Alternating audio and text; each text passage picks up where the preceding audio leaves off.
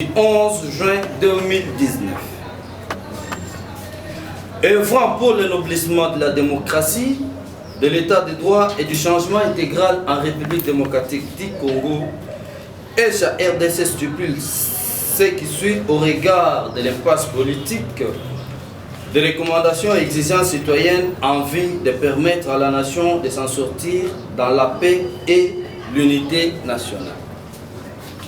De prime abord, ECHA RDC est à moitié satisfait de l'application séquentielle du plaidoyer adressé au président de la République sur la libération des prisonniers politiques et militaires et assimilés après la libération de 7 militaires ayant servi la MINUSCA et un bon nombre de militaires qui furent emprisonnés par mauvaise foi de l'ancien régime. Cependant, ECHA RDC exige la libération complète de tous les militaires prisonniers politiques, les cas de l'officier supérieur John Chibangu et le colonel Edi Kapen et consorts, signe fort d'une réelle volonté de la réconciliation nationale. En effet, fort des articles 78 et 91 disposant du principe directif de la nomination et de la révocation des membres du gouvernement, ainsi que la définition de la politique de la nation, ECHA RDC condamne avec fermeté la violation flagrante et intentionnelle de la Constitution par la coalition FCC-CACH, qui a hypothéqué les prérogatives du Premier ministre, particulièrement celles liées aux consultations et à la composition des membres de son gouvernement.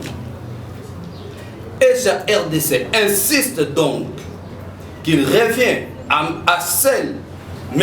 Ilunga Sylvestre, Premier ministre, la tâche de composer son gouvernement au thème de consultation en vue de le proposer au président de la République pour nomination, ce qui n'est pas l'apanage de la coalition FCC-CACH. De ces faits, ECHA RDC exige l'arrêt immédiat de l'ingérence sans scrupule dans le processus de la composition du gouvernement par la coalition FCC-CACH, violant scrupuleusement les prescrits de la Constitution. Christian Loumou, chargé de mobilisation et action, Neraka Ninda, chargé de communication, ingénieur Ben José Lendou, coordonnateur principal. Facilité par la plateforme LIREC RDC dans le cadre de son appui logistique aux structures locales des jeunes leaders pour démocratie en RDC. Nous disons et nous vous remercions.